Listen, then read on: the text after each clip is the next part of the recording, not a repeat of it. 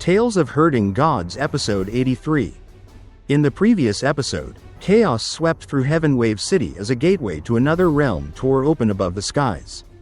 From it poured endless heavenly devils, summoned by Dushan Devil King himself, whose booming voice called his people to invade this new world. Amid the falling devils and burning skies, Qin Mu fought fiercely for survival, cutting through the horde with his blade and spells. But the tide of darkness was overwhelming, until blinding lights rose from the south.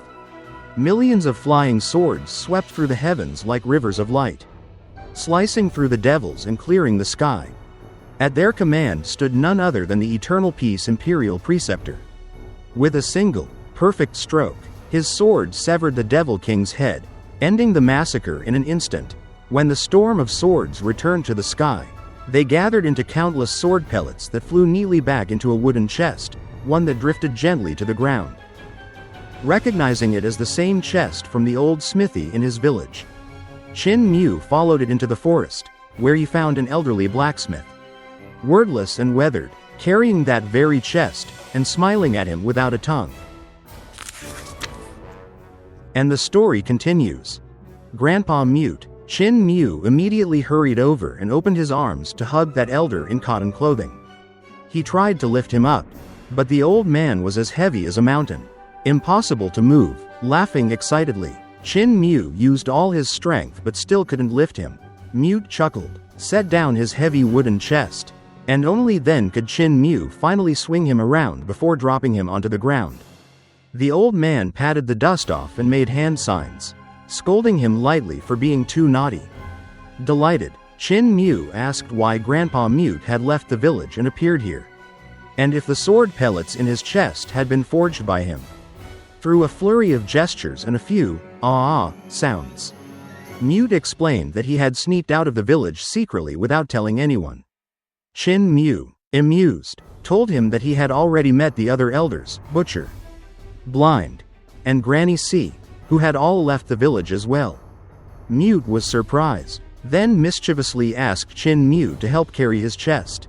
But Qin Mu refused, remembering how heavy it was the last time. Mute grinned and gave him a thumbs up for being clever. Just then, Mute's eyes shifted behind Qin Mu. Turning around, Qin Mu saw the Eternal Peace Imperial Preceptor approaching quietly. The Preceptor stopped a short distance away, eyeing Mute curiously. A person of the previous generation? He asked. Mute replied with gestures, and the Preceptor frowned, unable to understand. Qin Mu translated, saying Mute meant he wasn't an old man of the previous generation, he was still young at heart. The Preceptor nodded stiffly, uncomfortable that he needed a translator. Intrigued by Mute's earlier display of power, the Imperial Preceptor remarked that although Mute possessed great ability, what he cultivated wasn't sword skill.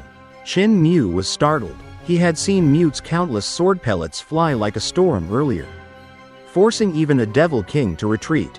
If that wasn't sword skill, then what was it? In the village, Mute had taught him the path of forging, the way of the hammer. Could this truly be the root of Mute's power? Mute smiled, fastened a small furnace onto his back, and set the chest before him.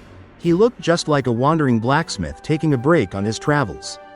Opening the chest, he gestured again. Qin Mu translated for the Imperial Preceptor. Mute said his skill was nearly lost to the world, but he was willing to let the Preceptor see it and perhaps find a worthy successor. The Imperial Preceptor was moved by this generosity. He promised to look out for such a successor and praised Mute's open heart, saying he was far greater in spirit than the sect leaders of the age. When Mute opened his chest, it was filled with thousands of tiny sword pellets, each the size of a thumb. The Preceptor frowned in confusion, but then Mute raised his hand, and before their eyes, the silver pellets began to liquefy. The entire chest of metal melted into a glowing liquid light, neither solid nor fluid, as if light itself had turned to water. Slowly, the liquid flowed upward, spreading across Mute's body and forming a radiant silver armor. Strange rune markings appeared on the armor's surface, symbols of great power and defense. Then the liquid flowed again, drifting off his body and taking shape midair, forming a massive bell. Translucent and grand, covered in ancient runes, beasts, and constellations. As it spun, it shimmered with the wisdom of the heavens. In an instant, the bell melted into flowing light and transformed into a silver dragon coiling through the air. Its scales carved with divine patterns. The dragon rose higher, then shifted into a sword that soared into the clouds, executing elegant, profound movements. The sword's light retracted, and it became a huge shield descending from the sky, only to turn again into a silver umbrella that floated gently downward. Mute's treasure chest was not merely filled with sword pellets, it was filled with infinite possibilities. Each pellet could transform into a weapon, a divine treasure, even manifestations of pure magic. It was the first time Qin Mu had ever witnessed Mute's true ability. And he was awed. The old craftsman who had once taught him forging was actually a master whose creations could shift between every form of weapon and divine art. The imperial preceptor stood speechless, mesmerized by the display. Then, the liquid light gathered once more and became a shining silver boat. Mute tossed his chest aboard, hopped on, and with a grin, waved farewell to Qin Mu. The silver boat streaked across the sky, vanishing in an instant. Qin Mu wanted to call out but held his tongue, only watching the bright trail fade into the horizon. After a long silence, the imperial preceptor sighed deeply. Superb ability, truly superb. I have never seen such a divine art before. Turning to Qin Mu, he asked if he knew the man. Qin Mu simply said, "He's my elder." The preceptor misinterpreted, thinking Mute must be a powerful figure from the heavenly devil sect. Qin Mu shook his head. "I was born in the great ruins," he said. "That's my home." The preceptor studied him closely, then remarked thoughtfully that Qin Mu must come from a great and learned family. Qin Mu only nodded with a small, uncertain smile. Then, the preceptor's tone shifted. He questioned who had summoned the devil god that caused such chaos in Heaven Wave City.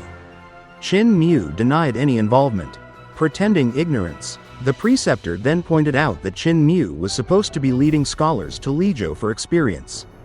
Yet here he was, across the river. Qin Mu hesitated until his little companion, Hu Linger, popped out of his bag and nervously made up a story that they had escaped from Lizhou after the remnants of the great mountain sect summoned a devil god. Floating downstream on the river, the preceptor didn't challenge the tale, but said calmly that the one who summoned the devil god had performed both great merit and great sin. He explained that if the emperor rewarded such a deed, contrarians at court would accuse the man of slaughtering innocents, ensuring he was punished and ruined. It was better, he said, to let the deed remain anonymous. No merit, no demerit, no trouble. Qin Mu breathed a sigh of relief, agreeing that the preceptor's way was wise. As soldiers marched behind them, cleaning the battlefield, the preceptor added quietly, "Contrarians kill people with their mouths, not their hands. Even if you survive their words, it's an endless torment." Qin Mu asked if he had faced such opposition himself. The preceptor nodded. For his reforms, he had already executed countless contrarians.